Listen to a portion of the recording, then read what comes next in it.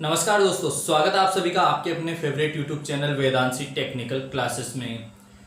तो दोस्तों, लास्ट 4-5 दिनों से जो है आप लोगों के लिए एक भी क्लास जो है, एक भी वीडियो तैयार नहीं कर पाए। तो आज जो है 4-5 दिनों के बाद में नेक्स्ट जो है एक नया वीडियो लेकर आए हैं। दोस्तों, आज के इस लेक्चर में अपन स्टार्ट करेंगे वैद्युतिक मापक उपयंत्र, इलेक्ट्रिकल मेजरिंग इंस्ट्रूमेंट, वैद्युतिक मापक उपयंत्र। दोस्तों, इस चैप्टर को पढ़ने से पहले सबसे पहले मैं आपको ये बता दूं कि ये जो चैप्टर है इसमें से कंपटीशन एग्जाम्स में क्वेश्चन पूछा जाता है, लेकिन क्वेश्चन जो होता है दोस्तों वो सामान्यतः थ्योरेटिकल क्वेश्चन जो है आपसे पूछा जाता है। इस चैप्टर में से सामान्यतः न्यूमेरिकल्स जो है वो ना के बराबर पूछे जाते हैं। अतः दोस्तों, आप लोग जो है इस चैप्टर को स्पेशली वैद्युतिक मापक उपयंत्र, इलेक्ट्रिकल मेजरिंग इंस्ट्रूमेंट वाले चैप्टर को जो है थ्योरेटिकली तैयार करोगे। इसमें से जो है क्वेश्चन कोई सा भी जो पूछा जाएगा वो सामान्यतः थ्योरेटिकल क्वेश्चन जो है पूछा जाएगा। अतः ज्यादा इसमें जो है आपको स्पेशली चैप्टर स्टार्ट करने से पहले ही बता दूं दोस्तों कि इस चैप्टर में याद रखने की चीजें ज्यादा है। ऐसा नहीं है जैसे कोई फॉर्मूला वगैरह ऐसी चीजें जो है बहुत ही कम है, न्यूमेरिकल्स बहुत कम है। यहाँ पे डायरेक्टली अपन को याद रखना होगा। जैसे फॉर एग्जांपल, जैसे मान लो विद्युत धारा का मापन किससे किया जाता है? एमीटर से। जैसे एनर्जी मीटर है वो किस सिद्धांत पे कार्य करता है, या फिर एनर्जी मीटर में करंट कॉइल, पोटेंशियल कॉइल क्या होती है, या फिर जैसे फ्रीक्वेंसी को कौन से मीटर से मेजर किया जाता है। तो इस प्रकार के क्वेश्चन जो है सामान्यतः यहाँ से पूछे जाते हैं।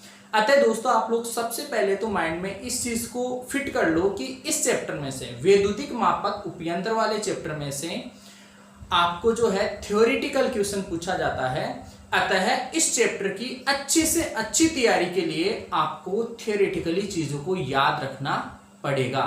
तो ठीक है दोस्तों, स्टार्ट करते हैं आज की अपनी क्लास, वैद्युत मापक उपयंत्र।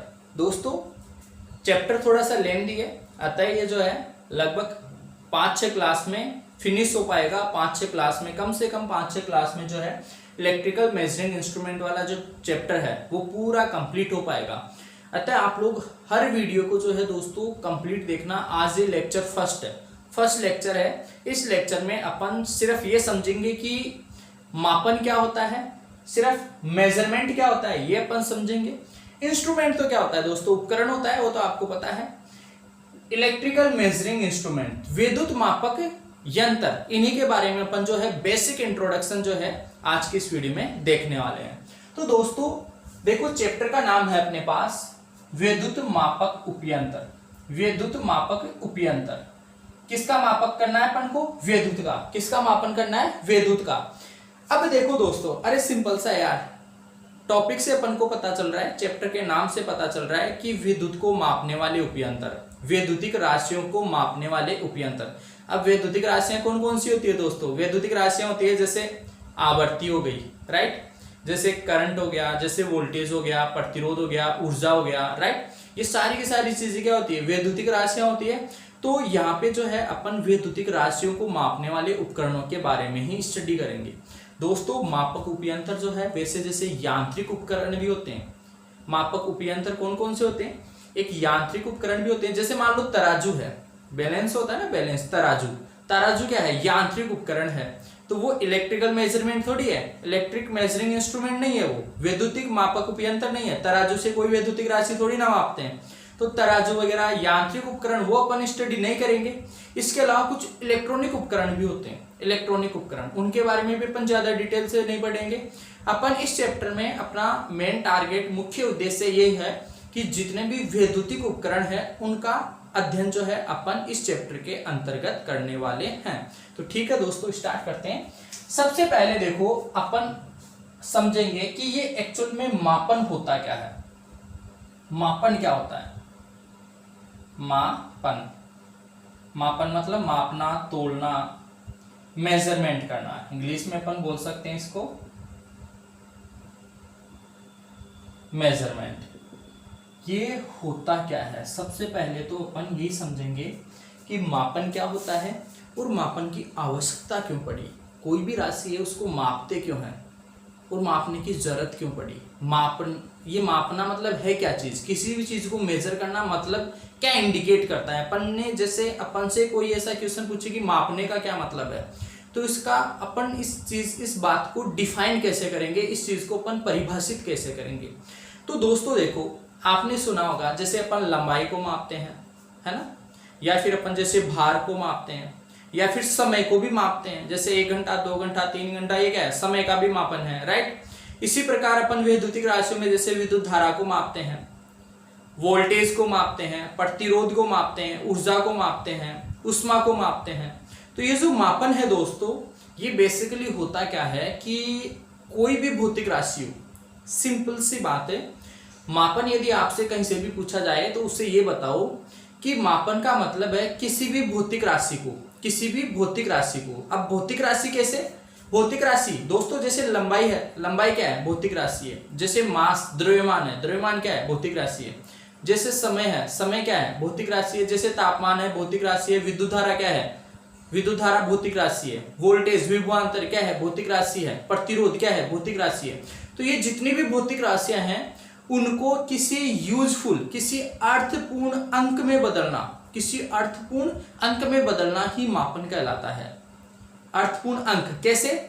जैसे मान लो द्रव्यमान है, द्रव्यमान को 5 किलोग्राम, तो 5 अपन ने जो यूजफुल, एक महत्वपूर्ण अर्थपूर्ण अंक में जो बदला, उसी को अपन क्या कहते हैं? मापन कहते हैं। तो दोस्तों अपन लिख सकते हैं, इसको डिफाइन कर सकते हैं कि किसी, ध्यान से समझना दोस्तों, इस चैप्टर को जो है काफी डिटेल से और काफी बढ़िया तरीके से जो है मैं आपको समझाने की कोशिश करूंगा।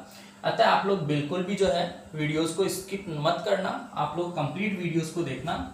तो किसी भौतिक राशि, किसी भौतिक राशि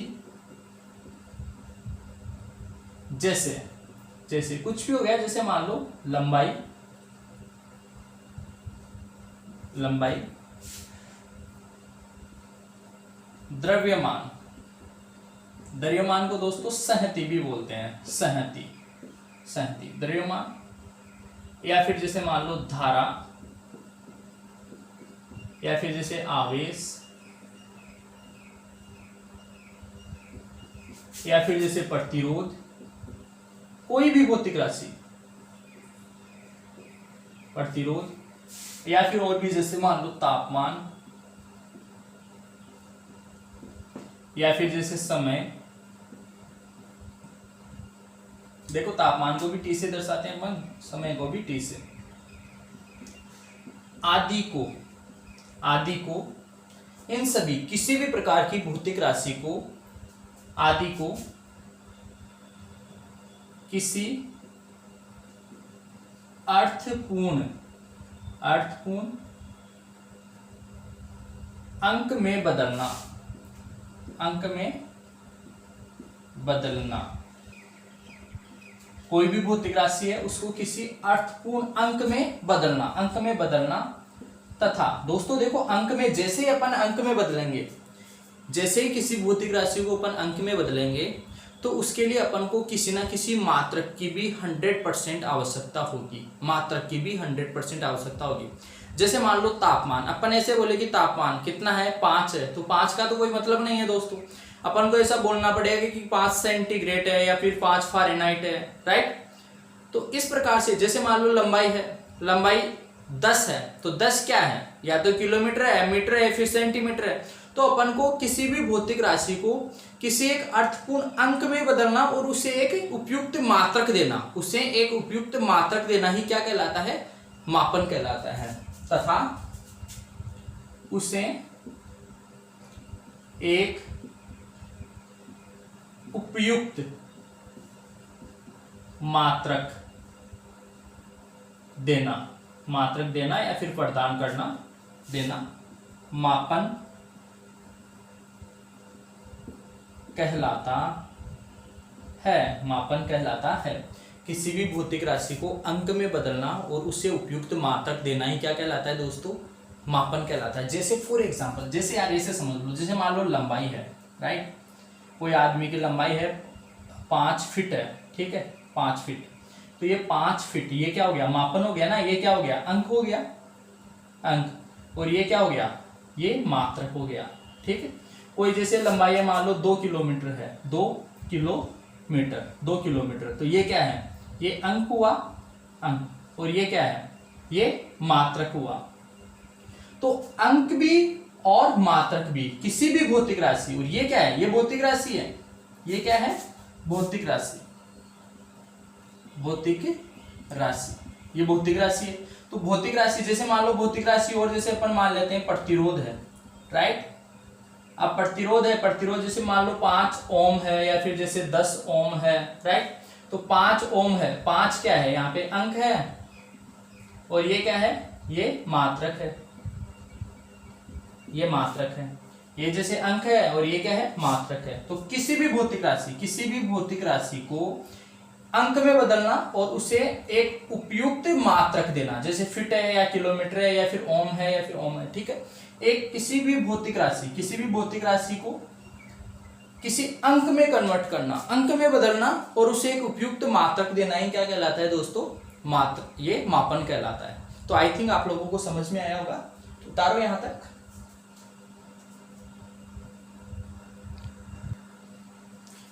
तो दोस्तों मापन को समझने के बाद में अपन ये देखेंगे कि मापन जो है, अब इसके बाद में भाई मापन जो है अपन ने ये समझा कि किसी भी भौतिक राशि को किसी अंकों में बदलना, जैसे तापमान है 5 डिग्री सेल्सियस, 5 डिग्री सेल्सियस, तो ये क्या है, मापन है। अब मापन की विधियां, नेक्स्ट टॉपिक आता है अपने पास, मापन की विधियां। तो दोस्तों मापन की विधियों में क्या होता है, मापन के लिए 2 प्रकार की विधियां सामान्यतः अपनाई जाती है, 2 प्रकार की विधियां। एक विधि होती है प्रत्यक्ष मापन और एक होती है दोस्तों अप्रत्यक्ष मापन।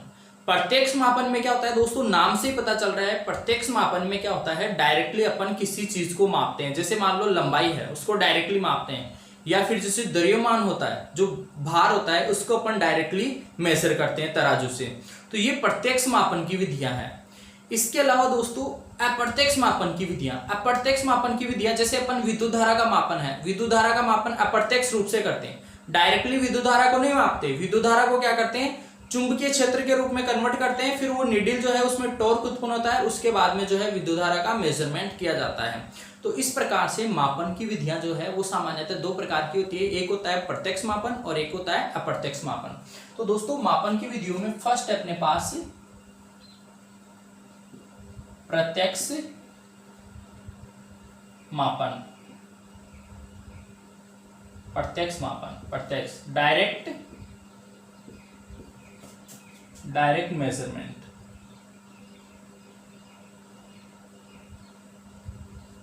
डायरेक्ट मेजरमेंट, तो डायरेक्ट मेजरमेंट में क्या होता है, डायरेक्टली अपन किसी भौतिक राशि को डायरेक्टली मेजर करते हैं, डायरेक्ट, जैसे मान लो लंबाई मेजर करना है 1 मीटर 2 मीटर 3 मीटर, ठीक है, डायरेक्टली अपन स्केल से जो है उसको मेजर कर लेंगे।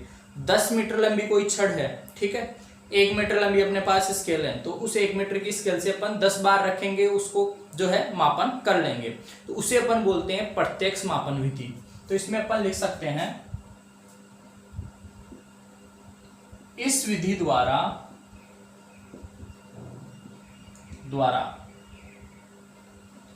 सीधे ही भौतिक राशि, जैसे कौन कौन सी सामान्यतः कौन कौन सी अपन मेजर कर सकते हैं, जैसे लंबाई कॉमा संहति होता है दोस्तों द्रव्यमान कॉमा समय आदि का मापन किया जाता है, आदि का मापन किया जाता है, राइट। लेकिन दोस्तों ध्यान दो इधर, प्रत्यक्ष विधि में क्या होता है, त्रुटि होने की संभावना बहुत ज्यादा होती है। समझो कारण क्या है इसके पीछे, जैसे मान लो 100 मीटर लंबा जो है आपके पास एक तार है और आपके पास एक स्केल है, एक स्केल से आपको 100 मीटर लंबे तार का मापन करना है। कैसे करोगे आप लोग, उस स्केल को बार बार, जैसे मान लो ये स्केल है, ये इतना बड़ा तार है और ये छोटी सी स्केल है, अब इस पूरे तार की लंबाई इस स्केल के द्वारा करोगे तो आप क्या करोगे, बार बार ऐसे रखोगे, 1 बार 2 3, 4, 5, ऐसे 5 स्केल के बराबर जो है इसकी लंबाई हो जाएगी। लेकिन दोस्तों यहाँ पे त्रुटि होने की संभावना बहुत ज्यादा रहती है। यहाँ पे त्रुटि का मान क्या होता है, बहुत ज्यादा बढ़ जाता है, क्योंकि एक बार आपने मेजर किया तो मान लो जैसे थोड़ी सी त्रुटि हुई, दूसरी बार मेजर किया तो 2 बार त्रुटि हो गई, थोड़ी थोड़ी 2 बार त्रुटि हो गई, तीसरी बार मेजर किया 3 बार त्रुटि हो गई, चौथी बार मेजर किया 4 बार त्रुटि हो गई, 5वीं बार मेजर किया तो 5वीं बार त्रुटि हो गई। तो इस प्रकार से जो त्रुटि है, जो एरर है, उसका मान बढ़ जाता है। इस विधि में एरर, त्रुटि का मान जो है वो बढ़ जाता है। अतः अपन को जो है एक सही मेजरमेंट, सही मापन जो है प्रत्यक्ष मापन विधि से करेक्ट, एक सही मापन जो है अपन को नहीं प्राप्त होता। अतः दोस्तों इस विधि का जो है सामान्यतः उपयोग नहीं करते हैं अपन। प्रत्यक्ष मापन विधि का सामान्यतः प्रयोग बहुत कम करते हैं, न के बराबर जो है इसका एप्लीकेशन किया जाता है। तो यहाँ पे अपन लिख सकते हैं इस विधि में त्रुटि, इंग्लिश में बोलते हैं दोस्तों एरर, ERROR, एरर, त्रुटि का मान बहुत अधिक, त्रुटि का मान बहुत अधिक हो जाता है। अतः इस विधि का बहुत कम प्रयोग किया जाता है। तो सामान्यतः जो है इस विधि का उपयोग अपन बहुत कम करते हैं। दूसरी विधि होती है दोस्तों अप्रत्यक्ष विधि, अप्रत्यक्ष, इनडायरेक्ट मापन विधि,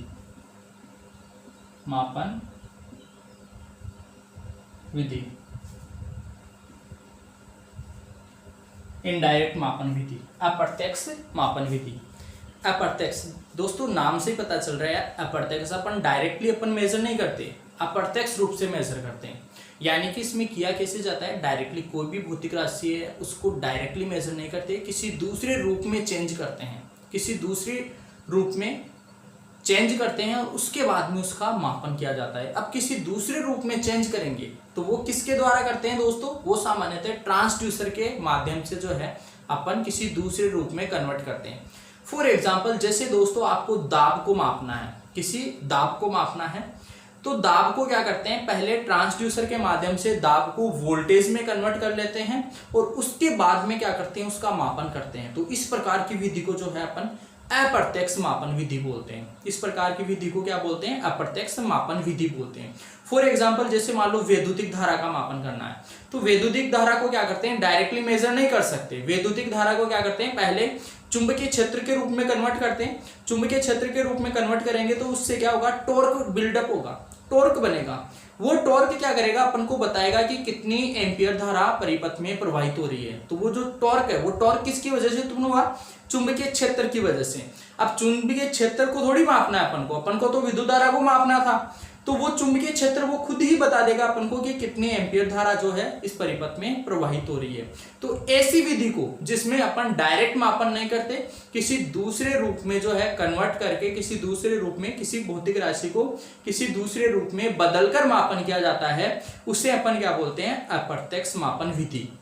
और दोस्तों वर्तमान समय में अपन प्रैक्टिकली जितने भी मापन विधियां काम में लेते हैं, जैसे अपना एनर्जी मीटर हुआ या फिर वोल्ट मीटर, एमीटर या फिर जैसे ओम मीटर, ये सारी की सारी जो विधियां हैं दोस्तों, ये अप्रत्यक्ष मापन विधि के अंतर्गत ही आती है। ये जितनी भी विधियां हैं वो कौन सी विधियां कहलाती है, अप्रत्यक्ष मापन विधि है। सभी में क्या करते हैं अपन, किसी ना किसी दूसरे फॉर्म में कन्वर्ट करते हैं। जैसे मान लो प्रतिरोध को मापना है, तो प्रतिरोध को क्या करते हैं, I बराबर V/R होता है, तो वोल्टेज अपन कुछ आरोपित करेंगे और उसमें से प्रवाहित धारा को मेजर कर लेंगे। तो वोल्टेज और वोल्टेज को अब धारा से यदि डिवाइड कर दें तो वो उससे क्या आ जाएगा, प्रतिरोध आ जाएगा। तो वो भी क्या है, एक अप्रत्यक्ष मापन विधि है, अप्रत्यक्ष मापन विधि। तो इस प्रकार से जो है अप्रत्यक्ष मापन विधि जो है उसका अपन इस्तेमाल करते हैं। तो यहाँ पे अपन लिख सकते हैं कि इस विधि में किसी भौतिक राशि, किसी भौतिक राशि को अन्य रूप में बदलकर, अन्य रूप में बदलकर,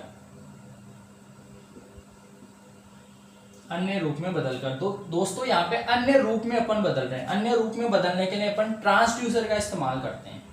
तो मैं यहां लिख देता हूं ट्रांसड्यूसर, ट्रांसड्यूसर द्वारा अन्य रूप में बदलकर मापन किया जाता है, मापन किया जाता है। डायरेक्टली सीधा मापन नहीं करते, किसी अन्य रूप में कन्वर्ट करके फिर जो है उसका मापन किया जाता है। यहां दोस्तों त्रुटि होने की संभावना बहुत कम रहती है, ठीक है। इस विधि में त्रुटि होने की संभावना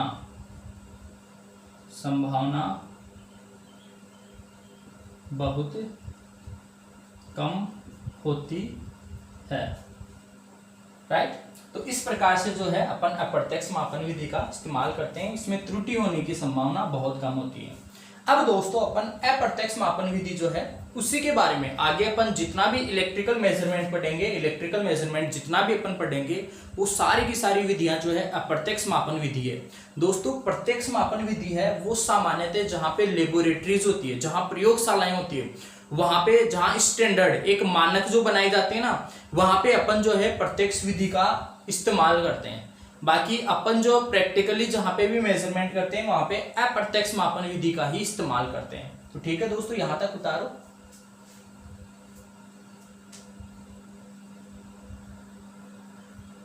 तो नेक्स्ट दोस्तों नोट पॉइंट 1 कि प्रत्यक्ष मापन विधि में निम्न उपकरणों का उपयोग किया जाता है। अप्रत्यक्ष, अभी मैंने बताया कि अपन जितना भी प्रैक्टिकली जो मापन अपन करते हैं वो अप्रत्यक्ष उपकरणों से ही करते हैं, अप्रत्यक्ष मापन विधि के द्वारा ही करते हैं। तो अप्रत्यक्ष मापन जो विधि है, अप्रत्यक्ष मापन विधि है उसमें अपन यांत्रिक उपकरणों के भी इस्तेमाल कर सकते हैं, वैद्युतिक उपकरणों का इस्तेमाल कर सकते हैं या फिर इलेक्ट्रॉनिक उपकरणों का इस्तेमाल कर सकते हैं। तो दोस्तों अब देखो यहां से अपना चैप्टर स्टार्ट होगा। यांत्रिक उपकरण जो है, यांत्रिक उपकरण जैसे तराजू वगैरह यांत्रिक उपकरण है। इलेक्ट्रॉनिक उपकरण भी होते हैं कई ऐसे डिजिटल, वर्तमान समय में बहुत सारे ऐसे डिजिटल उपकरण जो है वो बन गए हैं।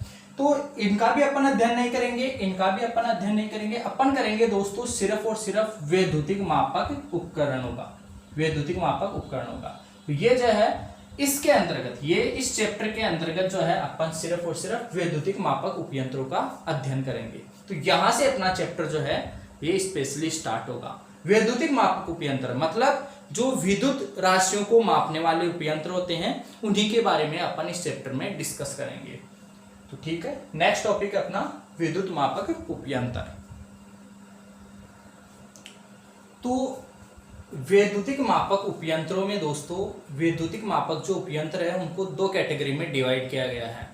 एक होता है दोस्तों परम उपयंत्र और एक होते हैं द्वितीयक उपयंत्र। दोस्तों परम उपयंत्र आप देखो एब्सोल्यूट, इनको इंग्लिश में बोलते हैं एब्सोल्यूट। स्पेशली याद रखना, जैसे मान लो विद्युत धारा है, ठीक है, विद्युत धारा को जो लेबोरेटरीज होती है जहां साइंटिस्ट मेजरमेंट करते हैं, विद्युत धारा का जहां पे वैज्ञानिक मापते हैं, जहां वैज्ञानिक जो है इसको परिभाषित करते हैं, वहां पे क्या करते हैं वो अलग प्रकार के इंस्ट्रूमेंट काम में लेते हैं। प्रयोगशालाओं में जो पूरे विश्व में जहां पे मतलब मानक बनाया जाता है, जिन चीजों को मानक बनाया जाता है, जैसे आप लोगों ने सुना होगा दोस्तों, जैसे अपन द्रव्यमान मापते हैं, द्रव्यमान 1 किलोग्राम, ठीक है, लेकिन ये जो लेबोरेटरीज है जहां प्रयोगशालाएं हैं वहां पे क्या करता है उसको अलग तरीके से डिफाइन किया जाता है। वहां पे एक पात्र होता है, उस पात्र का जो आयतन है उस आयतन के बराबर ही जो भार होगा उसी को 1 किलोग्राम बोला जाता है, 1 किलोग्राम बोला जाता है। तो ये एब्सोल्यूट इंस्ट्रूमेंट जो होते हैं दोस्तों ये लेबोरेटरीज प्रयोगशालाओं में इस्तेमाल होते हैं। और ये वैज्ञानिक, स्पेशली आप तो इतना सा समझो यहाँ पे कि वैज्ञानिक जो है वो वहां पे जहां मानक डिसाइड करते हैं, जहां पे स्टैंडर्डाइजेशन जो किया जाता है, जहां पे मानक बनाया जाता है, वहां पे ये उपकरण इस्तेमाल करते हैं। और उसके बाद में क्या होता है दोस्तों, ये क्या होते हैं, बहुत ज्यादा जटिल होते हैं, एक तरीके से बहुत ज्यादा कॉम्प्लिकेटेड होते हैं, ये सामान्यतः अपन इस्तेमाल नहीं करते। इसके बाद में क्या करते हैं, इन्हीं को आधार मानकर एक दूसरे प्रकार के जो है इंस्ट्रूमेंट बनाए जाते हैं, जिनको अपन बोलते हैं सेकेंडरी इंस्ट्रूमेंट, द्वितीयक इंस्ट्रूमेंट। सेकेंडरी इंस्ट्रूमेंट नाम से पता चल रहा है दोस्तों, ये सेकेंडरी इंस्ट्रूमेंट होते हैं। ये जो है इनको आधार मानकर, एब्सोल्यूट इंस्ट्रूमेंट्स को जो है आधार मानकर ये द्वितीयक उपयंत्र बनाए जाते हैं। और अपन जो प्रायोगिक रूप से जितने भी इलेक्ट्रिकल वैद्युतिक मापक उपयंत्र जो अपन इस्तेमाल कर रहे हैं वो सामान्यतः यही होते हैं। द्वितीयक उपयंत्रों को जो है फिर से अपन 3 कैटेगरी में डिवाइड करते हैं। द्वितीयक उपयंत्रों को जो है अपन 3 कैटेगरी में डिवाइड करते हैं। एक होता है सूचक को दोस्तों बोलते हैं इंडिकेटिंग उपयंत्र। इंडिकेटिंग क्या होते हैं दोस्तों, आप लोगों ने जैसे एमीटर वोल्टमीटर देखे होंगे सुई के द्वारा, जैसे जो सुई होती है वो सुई क्या करती है, अपन को जितनी धारा है या वोल्टेज है उसके मान को बताती है, वो कहलाते हैं इंडिकेटिंग। रिकॉर्डिंग क्या कर लेते हैं, कुछ समय की रीडिंग को रिकॉर्ड कर लेते हैं, जैसे डिजिटल जो मीटर्स होते हैं वो रिकॉर्डिंग प्रकार के कहलाते हैं दोस्तों।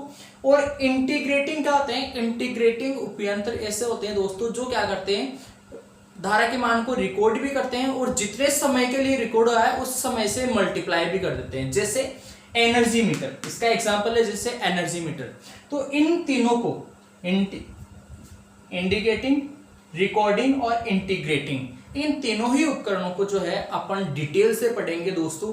क्वेश्चन जो पूछा जाएगा वो यहीं से पूछा जाएगा, बस इसके इर्द गिर्द ही जो है आपसे क्वेश्चन पूछा जाएगा।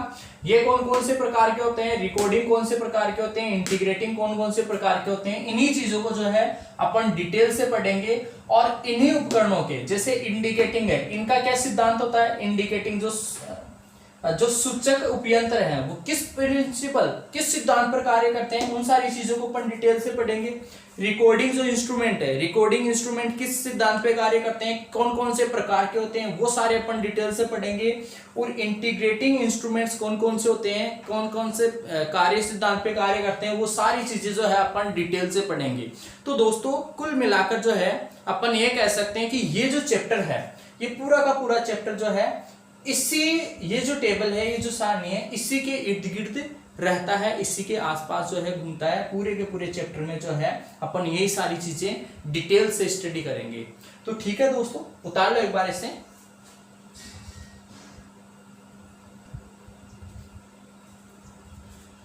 तो ठीक है दोस्तों, आज की इस वीडियो में इतना ही, मिलेंगे आपसे अगले वीडियो में, तब तक के लिए बहुत बहुत धन्यवाद।